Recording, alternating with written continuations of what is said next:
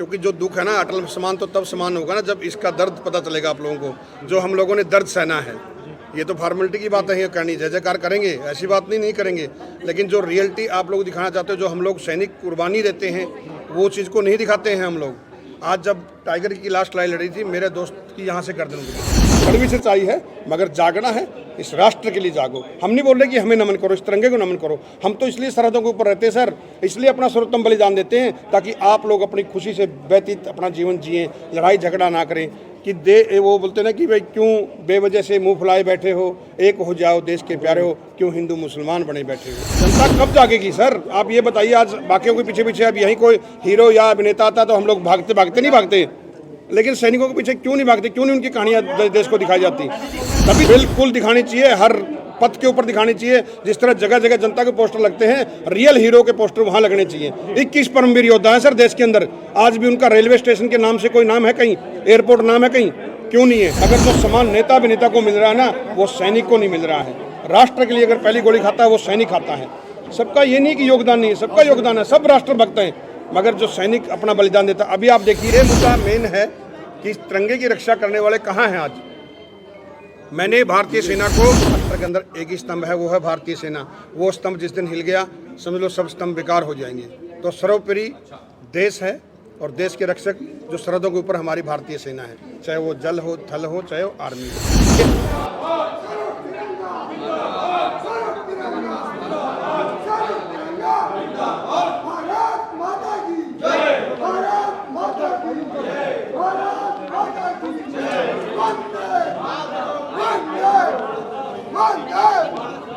Sir क्या कहेंगे, क्योंकि कारगिल युद्ध में आपने अपने पैर भी खोए हुए हैं और आज सलूट तिरंगा जो अटल सम्मान यहाँ पे आयोजन हो रहा है उसमें आए। सबसे पहले जय हिंद जय भारत।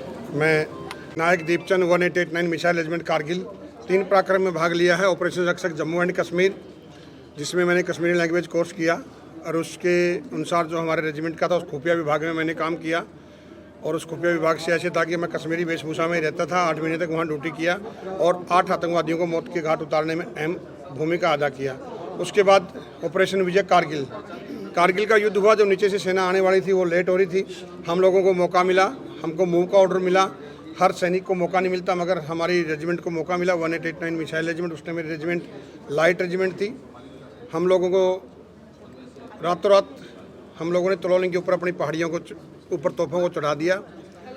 तब तक आप लोगों ने सुना होगा रियलिटी कहानी में कि वो कैप्टन साहब थे और हमारे कुछ पेट्रोलिंग जो गई थी, उनके पार्थिव शरीर को उठाने नहीं दिया था, क्योंकि उस टाइम तक अपना आर्टिलरी का सपोर्टिंग नहीं था। मगर जैसे ही भारतीय तोपखाना गया, सोने पर सुहागा हो गया। तलोलिंग के ऊपर जैसे हम लोगों ने फायरिंग किया, हज़ारों तोपें फायरिंग करी थी, मगर जैसे हमारे रेजिमेंट की बारी आई 1889 की, तो चार्ली 2 के ऊपर, जिस तोप के ऊपर मैं था, पहला राउंड ही तलोलिंग के ऊपर हिट हो गया था। वही फायर प्लानिंग पूरी भारतीय सेना को दिया गया, जिसके ऊपर पूरा युद्ध लड़ा गया। कारगिल युद्ध बहुत बड़ा था, शॉर्टकट में बता देता हूं मैं। 8 जगह हम लोगों ने गन पोजीशन को चेंज किया। आज हम लोग हर चीज़ को बोलते रहते हैं कि भाई ये चीज़ प्रथम है, जैसे आप लोग मीडिया वालों बोलते रहते हैं कि जी ये स्तंभ मीडिया का है, वो स्तंभ मीडिया का है। मैं बोलता हूं कि राष्ट्र के अंदर एक ही स्तंभ है, वो है भारतीय सेना। वो स्तंभ जिस दिन हिल गया, समझ लो सब स्तंभ बेकार हो जाएंगे। तो सर्वोपरि देश है, और देश के रक्षक जो सरहदों के ऊपर हमारी भारतीय सेना है, चाहे वो जल हो, थल हो, चाहे वो आर्मी हो। उसके बाद में हम लोगों ने 8 जगह गन पोजीशन को चेंज किया। 10,000 राउंड दुश्मन के ऊपर हमने दागे। अपने कंधों पर बंदूकों को लेके जा रहे थे।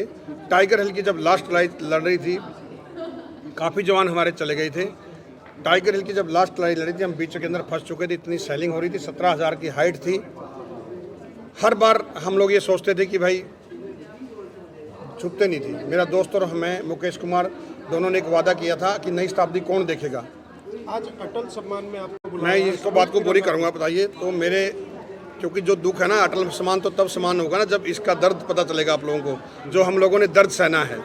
ये तो फॉर्मेलिटी की बात है, करनी जय जयकार करेंगे ऐसी बात नहीं करेंगे, लेकिन जो रियलिटी आप लोग दिखाना चाहते हो, जो हम लोग सैनिक कुर्बानी देते हैं वो चीज़ को नहीं दिखाते हैं हम लोग।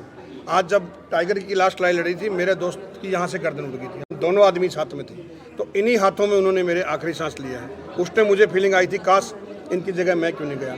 500 कुछ सैनिकों ने हमें शहादत दी है, मगर आप लोग इतने मीडिया करीब किसी का नाम जानते हो? एक आदमी का नाम बताओ आप लोग। ये आपके साथ में पूरी आवाम से पूछ रहा हूँ मैं कि 26 जनवरी 15 अगस्त चाहे आज भी अटल तिरंगा योजना बहुत अच्छी बात है। मैं सर का धन्यवाद बोलता हूं पूरी टीम का, जो उन्होंने हम लोगों को इस काबिल समझा और यहाँ पर बुलाया। वरना सैनिकों को कौन पूछ रहा है, मेरे को आप ये बताइए। ये मुद्दा मेन है कि इस तिरंगे की रक्षा करने वाले कहाँ हैं आज।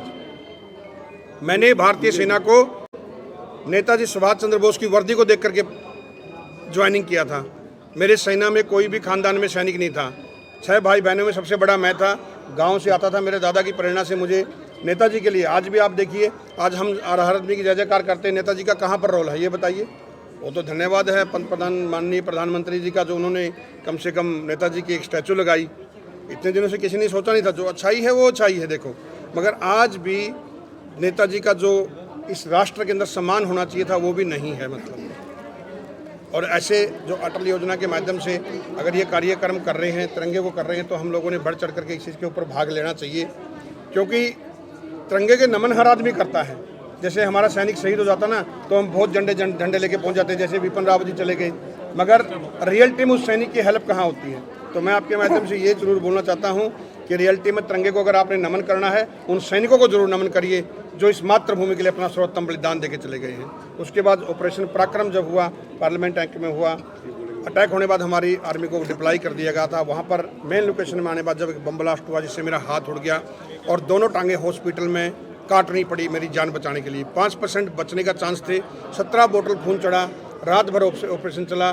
डॉक्टर ने 72 घंटे का मुझे टाइमिंग दिया था कि भाई हो सकता बच जाए, मगर 12 घंटे बाद ही मुझे होश आ गया और आज आपके सामने हूँ मैं। और नमन करता हूँ इस राष्ट्र को और नमन करता हूँ आप सभी को भी। मगर एक इस चीज़ का दुख है, जो आज की मीडिया हमारे बहुत से भाई करप्ट हो चुके हैं। बाप बड़ा ना भैया, सबसे बड़ा भैया। क्योंकि इस संसार में इस मात्र युगों बाद हम लोगों ने इस धरती पर जन्म लिया है और एक भारत ही ऐसा राष्ट्र है जो माँ बोलते हैं हम लोग, भारत माता बोलते हैं, मगर रियलिटी में उस माता से हम लोग कोसों दूर हैं। तो सबसे यही अनुरोध है, नमन करना है तो दिल से नमन करिए और नमन करना तो इस तिरंगे को नमन करिए। इस तिरंगे के लिए हम लोग अपना सर्वोत्तम बलिदान दे देते हैं। यही न्यूज़ वाले कभी आप लोग किसी नेता से क्वेश्चन करते हैं, जो सम्मान, सुनिए मेरी बात को आप, जो सम्मान एक नेता अभिनेता को मिलता है कभी सैनिक को मिलेगा क्या?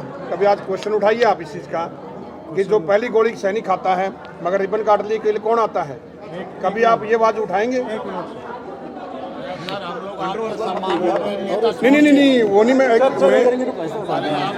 क्या कहेंगे, जिस तरह जो सैनिकों को देखा जाता है बॉर्डर पे दिन रात रहते हैं, किस तरह का सम्मान उनको मिलना चाहिए? जो सम्मान आज भी महापुरुषों को उठा लीजिए आप, चाहे सुभाष चंद्र बोस को भी उठा लीजिए। क्या नेताजी सुभाष चंद्र बोस को वो सम्मान मिल रहा है इस देश में?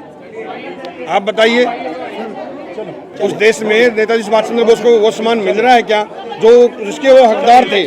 उसी तरह आज भी वो सैनिक निरादर है। जो सम्मान मिलना चाहिए था वो नहीं मिल रहा। सबको इस देश में जरूरत है, मगर जो सम्मान नेता अभिनेता को मिल रहा है ना, वो सैनिक को नहीं मिल रहा है। राष्ट्र के लिए अगर पहली गोली खाता है वो सैनिक खाता है। सबका ये नहीं कि योगदान नहीं है, सबका योगदान है, सब राष्ट्रभक्त हैं, मगर जो सैनिक अपना बलिदान देता। अभी आप देखिए 18 से 21 आदमी हो गए।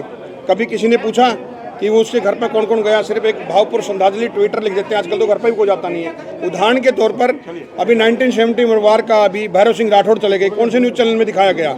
सुनील शेट्टी ने अपने पैसे मंगा लिए, जेपी दत्ता ने अपने पैसे बना लिए, पंत प्रधान जी ने फ़ोन किया, उनका धन्यवाद है। उन्होंने इतनी बिजी शेड्यूल के अंदर इतना ध्यान रखा, एक महान विभूति को 1.5 मिनट के लिए बात किया, मगर बाकी निरादर कहाँ है जनता?